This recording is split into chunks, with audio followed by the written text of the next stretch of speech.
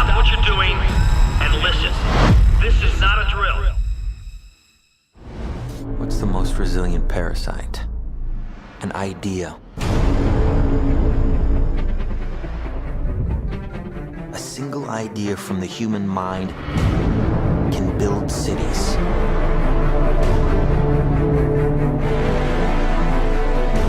An idea can transform the world and rewrite all the rules. Which is why I have to steal it. He's hiding something and we need to find out what that is. We gotta break out of here. Give him the kick!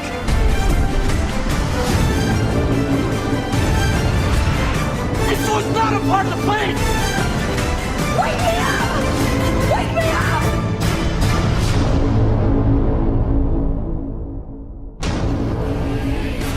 I know we have still not shattered that highest and hardest glass ceiling, but someday someone will, and hopefully sooner than we might think.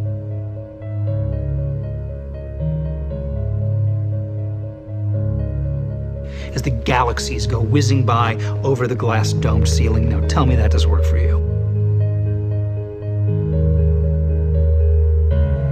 If it's true, does it change how I live my life?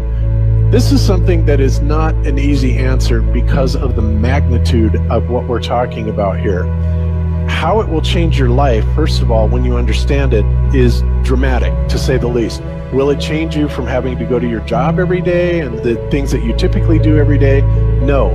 But when this knowledge becomes more mainstream and these agencies are starting to be held accountable, and you understand that they're all participating in this, not just the United States government, not just NASA, but China, Russia, India, all of them have space programs. They all have the same symbolism. They're all doing the exact same thing to their citizenry.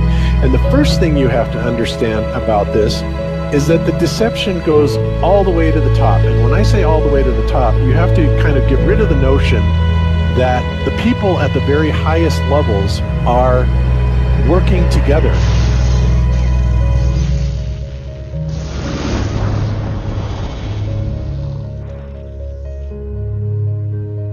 Why would they do this? Why are they trying to hide the fact that we are on an infinite plane or on a flat earth rather than a ball? Well, if you isolate people into the idea that they're on a blue marble that's in the middle of a universe that is really insignificant and there's thousands or millions and billions of other worlds and possibly other civilizations, that makes most people think that we are insignificant and that we did actually come about as some sort of an accident.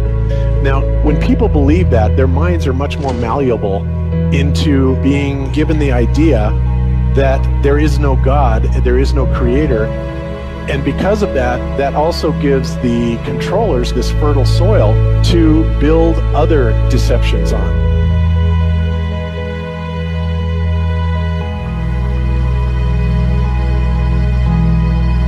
Why do you think that Truman has never come close to discovering the true nature of his world until now? We accept the reality of the world with which we're presented. It's as simple as that. It's about total control, mental, physical, spiritual, every way, shape, form possible. You have to remember how big of a conspiracy this is. This isn't talking about just the JFK thing or isn't talking about just 9/11. It's on an umbrella kind of system to where it is the biggest deception that there is. It actually exposes every other deception, and nothing else brings down the power of the elite because it really exposes education, science, the economy, television, museums, universities. Think of all the things that have been fooled. I feel worse for the people that are out there building satellites, the people that are out there actually working for these space agencies, the people out there teaching in schools as professors, because they would all come to the conclusion eventually, once this gets out, that they've all been contributing to the lie. Why do you believe what you believe? Prove it. without using NASA or any other space agency, the government or military of any country in the world. Why would I say that? NASA has been proven to be liars time and time again. I could spend a whole weekend here showing you the lies of NASA. How many of you believe your government is 100% honest and can be trustworthy? And how many of you know the military answers to their government? Okay, so if those three sources are all proven liars, why would you trust them? Fool me once, right? Shame on you. Fool me twice, shame on me. I say, continue to believe pathological liars and you're an idiot. But that's what we've all done. And so, I look at these stuff, we've all seen the textbooks, we've all seen the videos and movies and all these things, and there's so much of it. Do you know what the budget NASA has? You know how much they get? How much money they get? Have you seen the movie Gravity? Okay. That's made for about $100 million, give or take. And if you saw the movie Gravity, that was pretty impressive. I saw it on IMAX, big screen, like, wow. I mean, I felt like I was with Sandra Bullock flying around in space, freaking out myself. Okay, this is what they're able to do with $100 million. What are you able to do with tens of billions of dollars a year since the 60s? Now, in my opinion, we're being lied to not only about the shape of the Earth, we're being lied to about the very nature of reality itself. In 1954, Admiral Richard Byrd, a highly decorated naval officer, conducted an interview where he alluded to the idea that there may very well be land beyond the poles. Admiral Byrd, you've been to both the North Pole and the South Pole. Is there any unexplored land left on this Earth that might appeal to adventurous young Americans? Yes, there is. But strangely enough, there's left in the world today an area as big as the United States that's never been seen by a human being. And that's beyond the pole on the other side of the South Pole from Middle America. And I think it's quite astonishing that there should be an area as big as that unexplored. It's a tremendous So challenge. there's a lot of adventure left down at the bottom of the world. Well, Admiral, do you hope to see that? We don't know. That's the big problem. We don't know where we are, okay? That's what we're all trying to figure out here. But there is the Antarctic Treaty where, 53 or so nations have signed saying that no one's going to lay claim to Antarctica and that there are massive restrictions for travel there. You can't just get up and go to Antarctica on your own. You have to have a tour guide with you, and there are only certain entry points, and there are limits on where you can go search. Personally, I think the unconquered south face is the only one worth scaling. It's a 20,000-foot sheer wall of ice, but that's never stopped me before.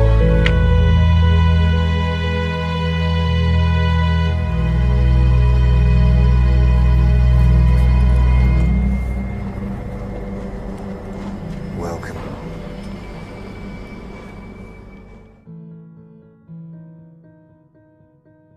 No, I just want to stand on top of the wall and piss off the edge of the world.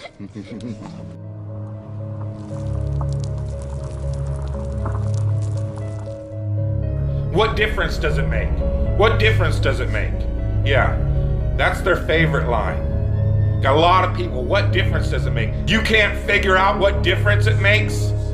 If you can't figure out what difference it makes that the people running your world have fucking lied to you over and over your whole life, if you can't figure out that someone lying to you is trying to control you, suppressing of information, of knowledge, is control. Deception of information and knowledge is a form of control. So what difference does it make?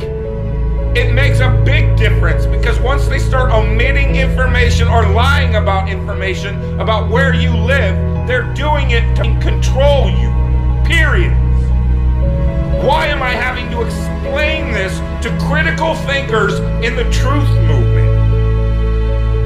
The way you control billions of people is to keep them divided and fighting each other. Flat Earth is not a psyop. Flat Earth destroys the psyop. Every psyop that's been used to to control us for as long as they've known about it. So this system has been in power and control for hundreds of years, ever since they convinced the rest of the world that they didn't know where they live. It created this fantastical scenario to make people feel insignificant and to follow those that appear to know better. Why is the flat earth so important? Because it shows the deception. And if everybody would just come together and demand answers, they would be in checkmate. They would not know what the fuck to do. Train up a child in the way that he should go, and when he is old, he will not depart from it. I believe that's why we have so many who are indoctrinated to still believe and fight so hard for the heliocentric model. The reason being is because we've been taught the globe model since before we had the ability to think for ourselves. Think about that. Before you could think for yourself, before you could form rational thought, you've been taught that you live on a spinning ball, although your five senses tell you something totally different. Our senses tell us that the earth is flat and stationary, that the sun and moon and the stars rotate above us just as we see, that they make their annual cycles in such a way that we can calculate days, months, and years of the passage of time, just like in Scripture. The earth in itself works like a well-designed timepiece, and we all know that any timepiece that we can think of has a designer. What if the lie is to hide the existence of that designer? What if they're lying to us about this because they're hiding God?